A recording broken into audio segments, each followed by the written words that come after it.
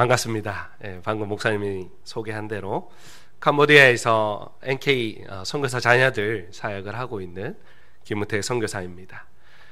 KPM 고신 선교 70주년을 맞아서 이렇게 말씀을 나눌 수 있는 자리를 허락하신 우리 목사님과 당회원들 그리고 모든 성도님들 감사드립니다. 지난 70년의 고신 선교 여정은 하나님의 주권적인 세계 경영 안에서 이루어진 은혜의 발자취였습니다. 걸음걸음마다 하나님의 신실하심, 인도하심이 있었고 선교사와 그리고 선교사와 함께하는 고신교회와 성도들에게는 하나님의 일하심을 풍성하게 경험할 수 있었던 가슴 벅찬 시간이었습니다. 현재 KPM 고신총회 선교회는 전 세계 57개국에 493명의 선교사들이 복음을 전하고 교회를 세우고 하나님 나라를 확장해 나가고 있습니다. 이전에 세계 곳곳에서 이루어진 사역을 돌아보고 앞으로의 선교 방향성과 시대적 사명을 함께 고민하고 뜻을 모으기 위해서 KPM은 5년에 한 번 선교대회를 모이고 있습니다. 이번에는 제8차 세계 선교대회가 코로나로 인해서 10년 만에 열리게 됐고 10년 만에 열리다 보니 더 큰 감사와 더 큰 감동이 모임 중에 있었고 계속해서 노예대회로 이것이 이어지고 있습니다. 이번 대회의 모토는 고신교회여 하나님의 세계 경영에 동참하라 입니다. 이 모토는 단순한 구호가 아니라 모든 민족과 열방을 향한 하나님 아버지의 사랑의 뜻을 우리의 사명으로 다시 붙드는 외침입니다. 예수님께서 주신 대위임 명령, 모든 족속으로 제자를 삼아 아버지와 아들과 성령의 이름으로 세례를 주라는 말씀은 오늘도 여전히 유효합니다. 이 비전을 이루기 위해서 고신교단의 선교사님들은 각 지역의 고신교회들, 노예들과 협력하여 하나님의 세계 경영에 함께 참여하는 사명을 감당하고 있습니다. 지금까지 이 영광스러운 일에 함께 열심을 다해 주셔서 진심으로 감사드립니다. 소망하기로는 앞으로도 총회 선교부와 한결같이 함께해 주시고 또 열정적으로 동력해 주시기를 부탁드립니다. 오늘 하나님의 시간표를 따라 걷는 길이라는 제목으로 말씀을 함께 나누고자 합니다. 지금 우리는 복음이 절실히 필요한 시대를 살아가고 있습니다. 진리는 희미해지고 영혼들은 방황하며 교회 바깥에는 여전히 복음을 듣지 못한 수많은 사람들이 있습니다. 이런 시대 속에서 우리는 다음 질문을 마음에 새길 필요가 있습니다. 나는 지금 복음을 위해 살아가고 있는가? 내 삶은 하나님 나라의 경영에 어떻게 연결되어 있는가? 사도 바울은 이 질문에 대해서 삶 전체로 대답한 사람이었습니다. 복음을 전하는 일이 많은 여러 가지 일들 중에 하나, 선한 일, 그런 것이 아니라 하나님 나라의 절대적 명령이며 그분의 세계 경영에 직접 참여하는 유일한 통로임을 그는 확신하고 살았습니다. 그래서 그의 인생의 걸음 가운데 막힘이 있을 때 그는 낙심하지 않았고 길이 보이지 않아도 그는 멈추지 않았습니다. 확신 가운데 걸어가는 길이 막혔을 때 그는 하나님 앞에 나아가 엎드리고 하나님께 기도했습니다. 그리고 그 기도 가운데 말씀하시는 하나님의 음성을 듣고 나아갔으며 그 가운데 그는 예비된 영혼들을 만났습니다. 오늘 본문 속 바울의 여정을 통해서 우리 또한 복음 앞에 다시 불타오르기를 원합니다. 하나님은 지금도 복음에 헌신된 한 사람을 찾고 있습니다. 그리고 그 한 사람을 통해서 하나님이 예비된 수많은 영혼들을 만나게 하시고 그 영혼들이 하나님 안으로 들어오기를 원하십니다. 하나님이 이 애타는 부르심에 오늘 우리가 믿음으로 응답하게 되기를 간절히 소망합니다. 오늘 본문을 통해 우리가 가장 먼저 알 수 있는 것은 복음 전파에 대한 열정이 곧 하나님의 세계 경영에 동참하는 출발점이라는 사실입니다. 이방인의 사도로 부름받은 사도 바울은 복음을 전하는 일에 늘 특별한 열정을 가진 사람이었습니다. 복음을 전하다가 여러 번의 어려움을 겪었습니다. 절망의 시간을 지나기도 했습니다. 하지만 그는 어려움과 절망의 시간 앞에서 낙심하지 않았습니다. 때로는요, 사도 바울은 죽음 직전까지 갔다가 살아난 순간에도 그의 사명은 흔들리지 않았습니다. 복음의 여정 가운데 만나는 장애물은 누군가에게는 좌절과 절망의 시간으로 다가오겠지만 바울에게는 한계를 뛰어넘는 열정을 다시 확인하는 시간이었습니다. 오늘 우리가 읽은 본문의 상황도 그렇습니다. 6절을 다 같이 한번 읽었으면 좋겠습니다. 다 같이 읽겠습니다. 시작. 성령이 아시아에서 말씀을 전하지 못하게 하시거늘 그들이 부르기나와 갈릴리아 땅으로 다녀가고, 바울은 아시아, 곧 오늘날 트리키의 서부 지역으로 가서 복음을 전하기 원했습니다. 그러나 성령님께서 그 길을 막으셨습니다. 왜 막았는지에 대해서 성경은 구체적으로 우리에게 설명하지 않습니다. 중요한 것은 사도 바울이 그렇게 하려고 했던, 그 지역에 가서 복음을 전하려고 했던 것은 자신의 유익이나 자신의 편안함 때문이 아니었다는 점입니다. 그러나 하나님 나라의 확장을 위해서 수고하고 앞으로 나아가려고 했는데 그 길이 막힌 것입니다. 이런 상황에서 우리는 어떤 마음이 들까요? 낙심될 수도 있고요, 때로는 의문이 찾아올 수도 있습니다. 때로는 불편한 감정들이 우리 가운데 가득해질 수도 있는 순간입니다. 하지만 바울은 부정적인 감정에 사로잡히지 않았습니다. 그는 막혔을 때 아시아 북동쪽에 위치한 또 다른 지역으로 방향을 바꾸어 나아갑니다. 7절입니다. 무시아 앞에 이르러 비두니아에 가고자 애쓰되, 바울은 비두니아라는 지역에 향하기 위해서 애썼습니다. 여기서 애쓰다는 말은 단순히 시도했다, 막혔기 때문에 다른 곳으로 나아가려고 한번 시도해봤다, 그런 말이 아닙니다. 온 힘을 다해서 바울은 그곳에 가고자 열심을 다했습니다.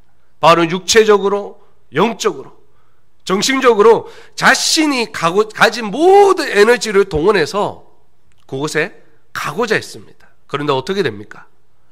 또 막힙니다. 정말 이해하기 어렵습니다. 복음을 전하기 위해서 열심을 다하는데 계속해서 길이 막히는 것입니다. 처음 자신이 가고자 했던 길이 막혔을 때, 그때는 이렇게 생각할 수 있습니다. 하나님께서 무언가 다른 뜻이 있겠지, 그렇게 생각하면서 여유 있게 좀 받아들일 수 있습니다. 바울도 그랬을 것입니다. 그런데 다시 한번 기도하고 고민한 끝에 결론을 내려 복음 전파를 위해 또 다른 길을 선택해 움직였는데 그것이 막히는 것입니다. 그때를 바울은 어떤 마음이 들었을까요? 왜 이러지? 내가 무언가 잘못된 선택을 했나? 아니면 내가 하는 것에 있어 무슨 문제가 있는가? 수많은 물음표가 그의 마음 가운데 가득했을 것입니다. 보통 이쯤 되면 사람들은 복음 전파의 걸음을 잠시 멈춥니다. 쉼표를 찍고 다음을 고민하죠. 조금 쉬었다 가야 하나 보다. 내가 너무 앞서 있나 봐. 조금 멈추자. 이런 생각 들 수밖에 없습니다. 그런데 바울은 달랐습니다. 또 한 번의 막힘을 경험했지만 그는 멈추지 않았습니다. 쉼표를 찍지 않고 계속해서 나아갑니다. 8절에서 말하기를 무시아를 지나 드로아로 내려갔는데, 바울은 지체하지 않고 다음 지역인 드로아로 곧장 발걸음을 옮깁니다. 주저하거나 멈추는 것이 아니라 즉각적으로 방향을 바꾸어 움직이는 것이, 이것이 바로 사도 바울의 신앙 자세였습니다. 복음을 경험한 바울의 자세를 성경에서 여러 가지를 통해서 우리에게 말씀해 줍니다. 내가 사는 것이 그리스도니 죽는 것도 유익함이라. 나는 우리 주 예수 그리스도의 십자가 외에 결코 자랑한 것이 없노라. 내가 그리스도와 함께 십자가에 못 박혔나니 그런즉 이제는 내가 사는 것이 아니요 오직 내 안에 그리스도께서 사시는 것이라. 이제 내가 육체 가운데 사는 것은 나를 사랑하사 나를 위하여 자기 자신을 버리신 하나님의 아들을 믿는 믿음 안에서 사는 것이라. 이러한 고백들은 바울의 존재 이유와 삶의 목적, 삶의 방향성이 어디에 있는지 분명하게 우리에게 말해주고 있습니다. 바울에게는 복음이 전부였습니다. 예수 그리스도가 그에게는 전부였습니다. 그 분명한 복음에 대한 정체성이 바울의 복음에 대한 열정을 일으키는 원천이었습니다. 그래서 그는 장애물을 만났을 때, 실패를 겪을 때 포기하지 않습니다. 복음에 대한 분명한 확신이 있었기에 그는 쉬어가는 것이 아니라 더욱 적극적으로 대안을 찾고 다시 발걸음 옮기며 막힌 길을 돌파해내는 그런 모습을 보여줍니다. 현대 선교의 아버지라 불리는 윌리엄 캐리는 이런 말을 남겼습니다. 하나님께 놀라운 것들을 기대하라. 하나님을 위해 위대한 일들을 시도하라. 그는 제대로 된 교육을 받지 못했고 가난했고 작은 교회의 목사였습니다. 하지만 그의 마음에는 불타는 복음의 열정과 영혼을 향한 사랑이 있었습니다. 당시 그 주위에 있는 많은 사람들은 그의 외적인 조건을 보고 그가 말하던 이방인들의 핵심과 개종에 대한 비전을 조롱하고 무시했습니다. 그런 상황 속에서 그는 32세에 인도 선교사로 떠납니다. 그렇게 선교지에 나가면 뭔가 대단한 일들이 일어나야 되지 않겠습니까? 그런데 그는 선교지에서 여러 가지 고난을 맞이하게 됩니다. 사랑하는 아들이 세상을 떠나고 아내는 정신질환을 겪게 됩니다. 그리고 7년이라는 시간 동안 복음을 열심히 전했는데 복음 전도의 열매는 하나도 없었습니다. 심지어 그가 애써 번역해 놓은 다국어 사전과 두 권의 문법책은 화재로 한순간에 잿더미가 되고 맙니다. 그럼에도 그는 낙심하거나 포기하지 않았습니다. 오히려 잿더미 위에 무릎을 꿇고 하나님께 감사의 기도를 올려드립니다. 무엇이 그를 그렇게 만들었을까요? 바로 복음을 향한 뜨거운 열정이었습니다. 복음을 향한 열정이 그로 하여금 포기하지 않게 했고 사도 바울처럼 다시 한번 하나님 앞에 열정적으로 나아가게, 다시 한번 하나님 앞에서 복음을 가지고 움직이게 했던 것입니다. 그 결과 수많은 영혼들이 세례를 받고 수천 명의 사람들이 예배에 참여하게 되는 열매가 맺히게 됩니다. 한 선교사의 복음 전파의 열정과 헌신은 죽어가던 영혼들을 살려내고 상처받고 소외된 이들에게 회복과 생명을 안겨줍니다. 한 사람의 열정과 헌신이 죽음이 머무른 곳을 생명이 가득한 곳으로 변화시키는 것입니다. 사랑하는 여러분, 오늘 이곳에서 예배드리는 우리 모두가 그런 복음 전파의 열정과 헌신을 품기를 소망합니다. 사도 바울처럼, 윌리엄 캐리처럼 하나님의 시간표를 신뢰하며 때로는 막혀도, 때로는 좀 돌아가더라도 끝까지 복음을 향해 걸어가는 인생이 되기를 주님의 이름으로 축복합니다. 본문을 통해 알 수 있는 두 번째 진리는 하나님의 사람들에게 임하는 하나님의 선한 인도하심입니다.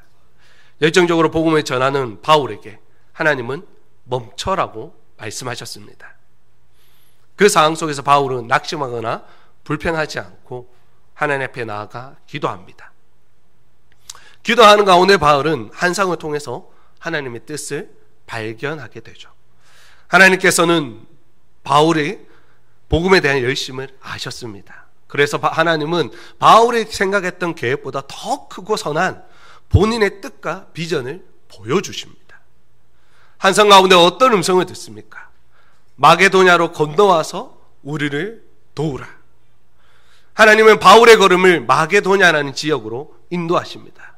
유럽 선교의 첫 관문으로 이끄시는 것입니다. 바울이 그 걸음에 순종함으로 말미암아 빌립보, 데살로니가, 베레아 등으로 복음의 영역이, 복음의 지경이 넓어지고 확장됩니다. 초임 선교사들이 선교지에서 어린아이 상태로 됩니다.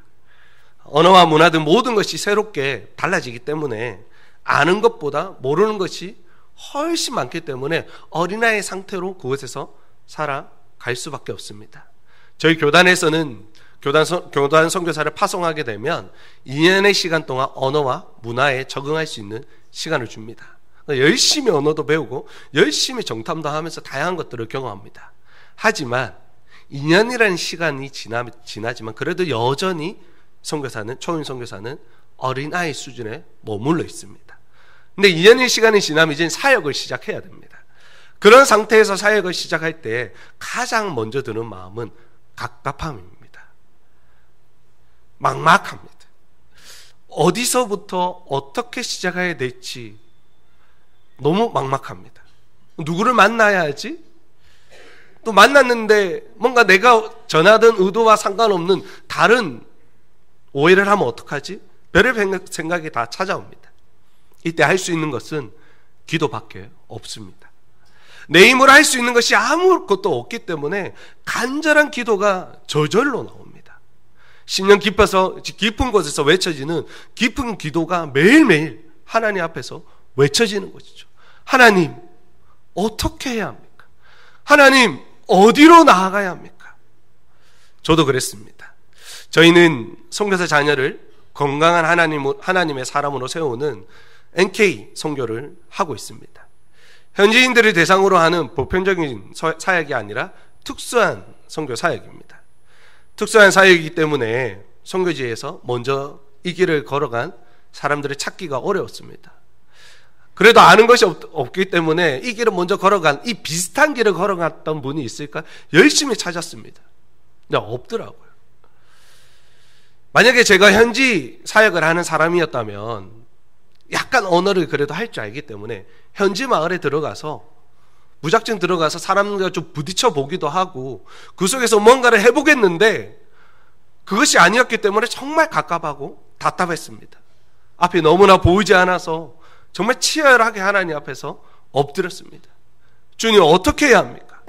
주님, 저를 이곳에 보내셨사온데 하나님, 어떻게 어디서부터 시작해야 될지 모르겠습니다. 하나님, 저에게 길을 보여주시옵소서. 그렇게 간절히 기도했습니다.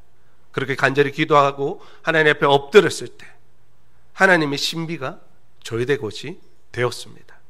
저희와 한 번도 교제한 적도 없고 저희의 얼굴도 잘 모르는 한 선교사님으로부터 연락이 오셔서 몇 명의 NK들이, 선교사 자녀들이 있는데 이들과 함께 선교사님 NK 사역을 시작했으면 좋겠다. 선교지는 우리의 힘과 능력의 한계를 쉽게 경험할 수 있는 곳이면서 동시에 하나님의 신비가 가득한 곳입니다. 우리의 힘만으로 할 수 없으니 하나님의 선한 인도하심이 충만히 임하는 것입니다. 우리가 믿는 하나님은 자신의 사람들을 가만히 내버려 두지 않으십니다. 중심 가운데 하나님의 향한 열정이 있는 자들을 보실 때 하나님은 그들을 친히 찾아오셔서 그들이 가고자 하는 길을 열어주시는 분이십니다. 하나님의 선한 인도하심으로 환상을 본 바울은 즉각적으로 반응합니다. 우리가 곧 마게도냐로 떠나기를 힘쓰니.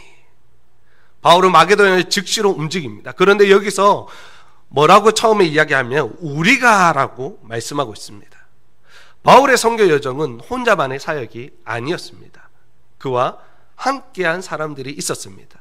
실라, 디모데, 누가, 바나바, 마가 등 충성된 동력자들의 연합된 헌신이 있었기 때문에 바울을 통해서 하나님 나라는 지속적으로 확장될 수 있었습니다.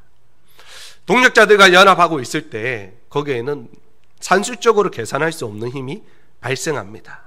1 더하기 1이 뭐죠? 2입니다. 그런데 동력자들의 연합함은 그 이상의 능력이 나타낼 때가 참으로 많습니다. 때로는 삶의 힘이, 때로는 오해의 힘이, 때로는 무한대의 힘이 그 가운데 나타나는 것입니다. 연합 안에는 신비가 있습니다.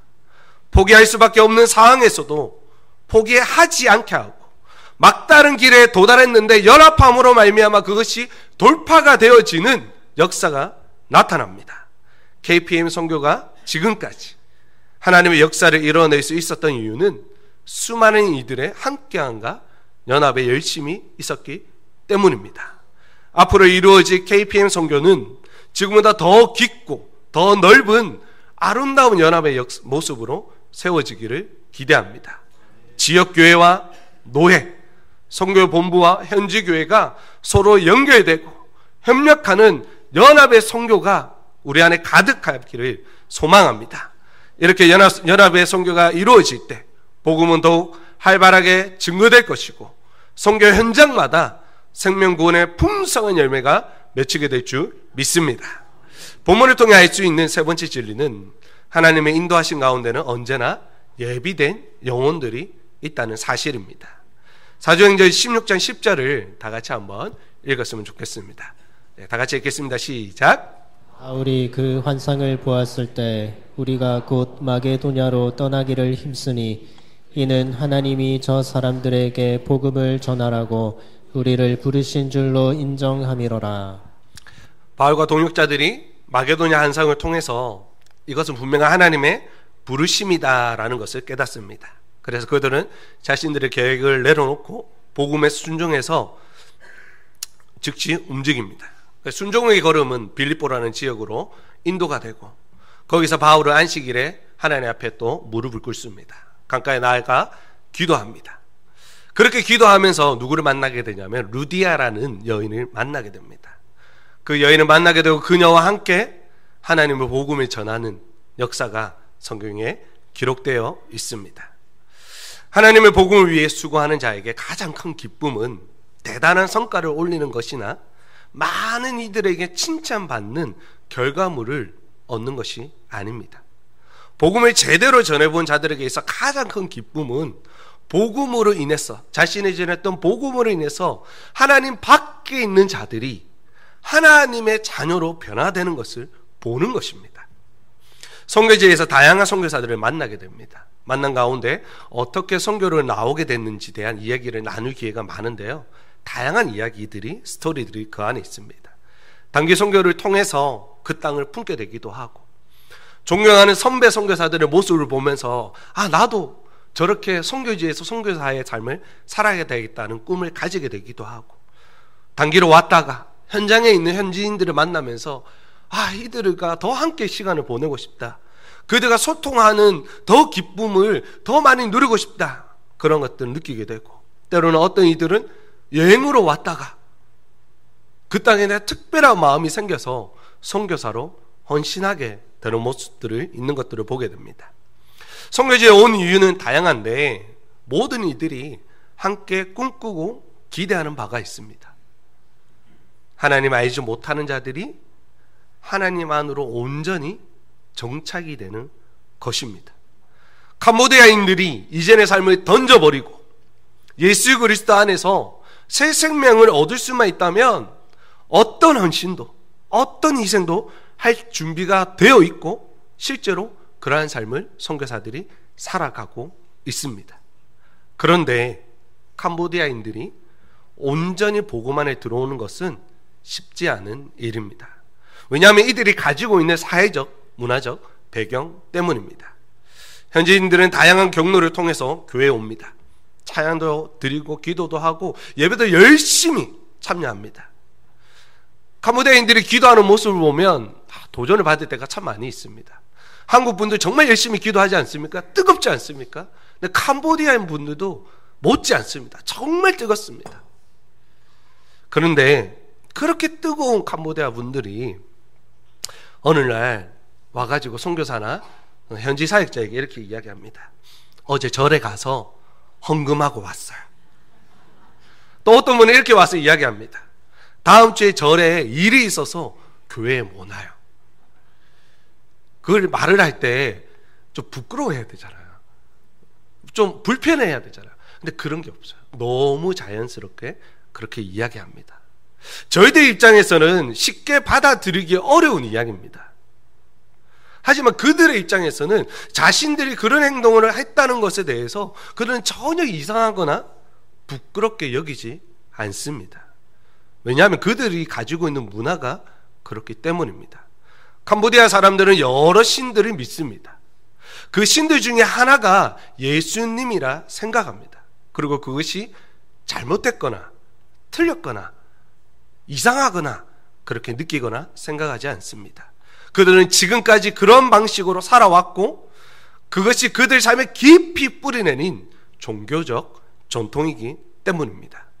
캄보디아는 힌두교, 불교 그리고 토속 신앙이 혼합되어 있는 나라인데요. 이들 모두의 공통점은 다신론이라는 것입니다. 즉 유일신을 믿는 것이 아니라 많은 신들의 존재를 자연스럽게 받아들이는 세계관 속에서 살아갑니다. 이런 문화 안에 있는 사람들이 말씀을 통해서 오직 한 분, 하나님만을 섬기는 삶으로 돌아서게 만드는 일이, 이것은 많은 시간과 노력들이 필요합니다. 한 번의 결단으로 이루어지지 않습니다. 그리고 그들이 복음을 받아들이고 이전의 삶을 끊어내는 일, 다시는 믿는 신앙을 버리고 유일신의 하나님을 믿는 삶으로 돌아서는 일, 이것은요 조상으로부터 물려받은 신앙을 버리는 것이고 부모님과 대립하는 것이고 마을 공동체와 때로는 단절될 수 있는 결단이기 때문에 정말 어려운 일입니다. 그런데 놀라운 일들이 선교 현장에서 일어나고 있습니다. 하나님께서 준비된 영혼들을 만나게 하시고 복음이 그들에게 전해질 때 그들의 입술 가운데 나는 오직 하나님만을 섬기겠다라는 고백이 일어나고 있습니다. 이 고백은요 가짜 고백이 아닙니다. 입술로만 그렇게 고백하는 것이 아니라 실제적인 삶의 가운데 그러한 역사가 일어납니다. 하나님을 왕으로 모셔서 자신이 여러 가지 어려움을 경험하여도 불구하고 그것을 포기하지 않는 것입니다. 지금 세계 곳곳에 선교 현장에서 하나님의 신비가 일어나고 있습니다. 말이 잘 통하지 않는 그런 상황 속에서도, 뭔가 준비된 것에 있어서 부족함이 보이는 상황 속에서도 복음을 듣고 변화되는 사람들, 삶을 주님께 드리겠다는 결단들이 일어나고 있습니다. 이 모든 일은 사람의 힘이나 전략으로 되는 것이 아닙니다.